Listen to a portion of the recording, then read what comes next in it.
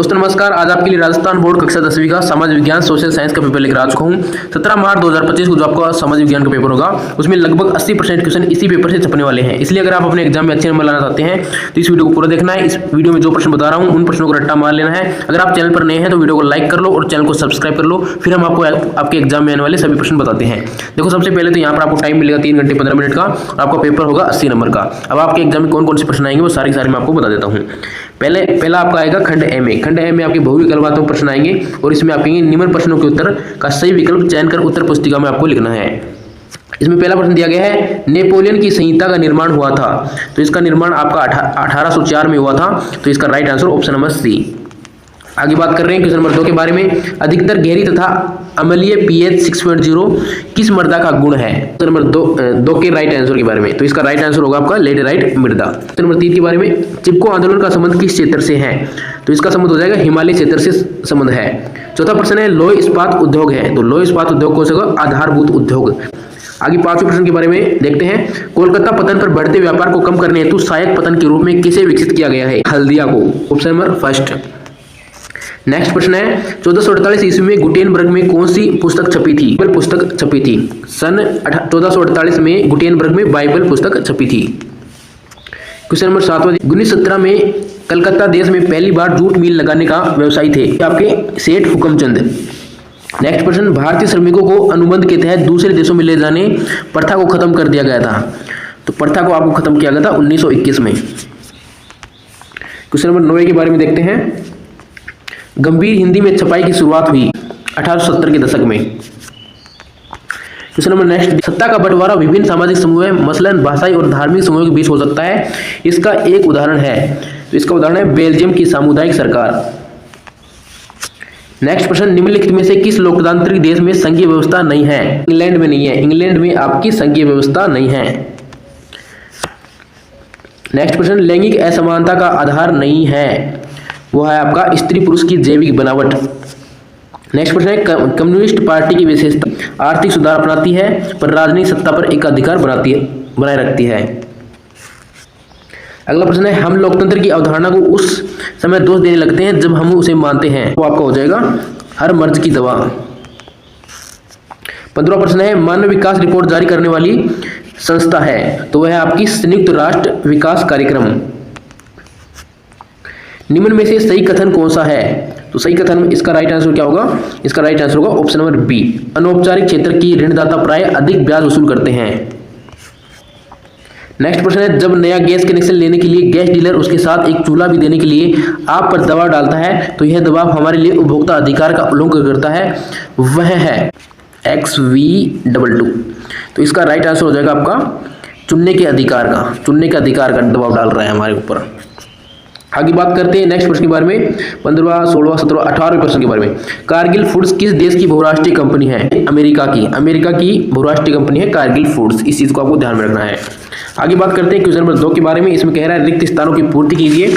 उसमें पहला प्रश्न दिया गया है खालिस्तान में यूनान को एक स्वतंत्र राष्ट्र मान्यता मिली, तो सन 1832 में यूनान को एक स्वतंत्र राष्ट्र मिले। खालिस्तान में 1832 आ जाएगा। आगे क्वेश्चन नंबर नेक्स्ट के बारे में बात कर रहे हैं। जूट एक रेशेदार फसल है, तो रेशेदार इसमें आ जाएगा खालिस्तान में। तीसरा प्रश्न यहां पर है भारतीय विदेशी सभी फिल्मों को प्रमाणित करने का अधिकार इसका खालिस्तान में आएगा केंद्रीय फिल्म प्रमाण बोर्ड को है। खालिस्तान में क्या आएगा? केंद्रीय फिल्म प्रमाण बोर्ड। क्वेश्चन नंबर 4 यहां पर दिया गया है लोकतंत्र में शासन की अंतिम शक्ति खालिस्तान के हाथों में होती है, तो शासन की अंतिम शक्ति जनता के हाथों में होती है। यहाँ पर 5वां प्रश्न है। इससे पहले मैं राइटिंग लिखकर दिखाता हूँ मेरी राइटिंग कैसी है। जैसे कि यहाँ पर मैं लिखता हूँ आज मैं अच्छा हूँ। अब मैंने ये क्यों लिखा है? ये मैंने इसलिए लिखा है क्योंकि आप कमेंट करके बताओ कि राइटिंग कैसी है। जैसे कि मैं दोबारा से लिखता हूँ, ये अच्छा नहीं लगा थोड़ा।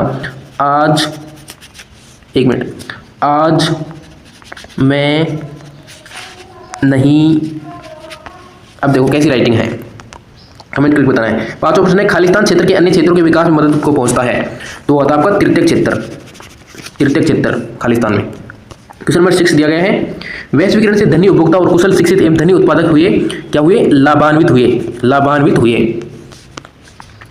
अगला प्रश्न दिया गया है गृह युद्ध से क्या आशय है? नेक्स्ट प्रश्न है सांप्रदायिक राजनीति का क्या अर्थ है? अगला प्रश्न है, सरकार के बारे में जानकारी के लिए आपके पास कौन कौन से स्रोत है? कोई 2 स्रोतों के बारे में आपको लिखना है।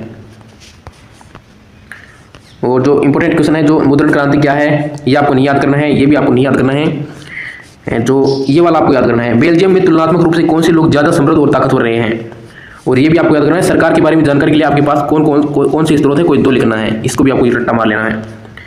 नेक्स्ट प्रश्न, तीसरा प्रश्न आप सभी के सामने है, अति लोकतंत्रात्मक प्रश्न है, और इसमें आपको पहला प्रश्न है वो याद नहीं करना है, जो एग्जाम में आएंगे वही क्वेश्चन मैं आपको याद करवा रहा हूँ, बाकी के फालतू के नहीं याद कर रहा हूँ। देखो तीसरा आपको याद करना है, मार्टिन लूथर कौन था, इसको आपको रट्टा मारना है। इसको भी याद करना है, प्रतितंत्र किसे कहते हैं, ये वाला भी इंपॉर्टेंट क्वेश्चन है, एग्जाम में आएगा। सीमेंट बनाने के लिए काम में आने वाले किन्हीं 2 कच्चे माल का नाम लिखिए।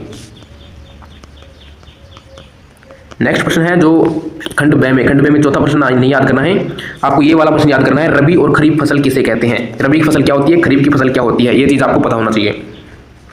8वां प्रश्न याद करना है, निम्नलिखित सत्ता की साझेदारी आवश्यक क्यों है? 11वां प्रश्न है, अलग बेरोजगारी से आपका क्या अभिप्राय है? 10वां प्रश्न है, प्राथमिक क्षेत्र में कौन सी आर्थिक गतिविधियां सम्मिलित की जाती है? 11वां प्रश्न है, खुली हुई बेरोजगारी और प्रच्छन्न बेरोजगारी में अंतर लिखिए, इसको रट्टा मार लेना अच्छे तरीके से, इसको भी याद करना है। वैश्वीकरण से आप क्या समझते हैं?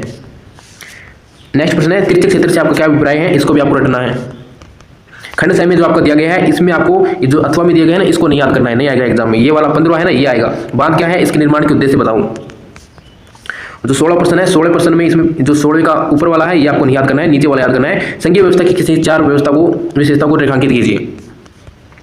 17वां प्रश्न है, ये भी आपको याद करना है। मुद्रा विनिमय का एक माध्यम है, यह वस्तु विनिमय के दोषों को दूर करता है, इसकी व्याख्या करनी है। 18वां प्रश्न है जो कि बहुत ही ज्यादा अच्छा प्रश्न है, इसको तो आपको रटकर ही जाना होगा। पहला है, सविनय अवज्ञा आंदोलन का विस्तार से वर्णन कीजिए, और अथवा में आपको याद करना है भारत छोड़ो आंदोलन के ऊपर टिप्पणी लिखिए। इस चीज को आपको याद करना है, भारत छोड़ो आंदोलन को और सविनय अवज्ञा आंदोलन को, दोनों को याद करना है। 19वां प्रश्न है, 19वां प्रश्न में जो नीचे वाला प्रश्न है इसको आपको नहीं याद करना है। ये ऊपर वाला प्रश्न है, राजनीतिक दल क्या है, भारत में राजनीतिक दलों के सुधार के लिए क्या प्रयत्न किए गए हैं, इस प्रश्न को ऊपर वाले को याद करना है। 20वां प्रश्न है आप सभी के सामने, प्रश्न का उत्तर दिए गए मानचित्र में लिखिए। निम्नलिखित में से कोयला खानों को भारत में रेखा मानचित्र में अंकित करना है। बोकारो, बोकारो आपका कहाँ हो जाएगा, बोकारो आपका झारखंड राज्य में है, झारखंड राज्य में इसको लगा देना है। कोरबा है, तलचर है, झरिया है, इस प्रकार से इन सभी को याद करना है। उम्मीद करता हूँ आपको ये वीडियो अच्छा लगा। वीडियो अच्छा लगा तो इस वीडियो को अपने दोस्तों में शेयर करें ताकि उनके भी अच्छे नंबर आ सके एग्जाम में। मिलते हैं आपसे एक नई वीडियो में, तब तक के लिए जय हिंद, जय भारत, वंदे मातरम।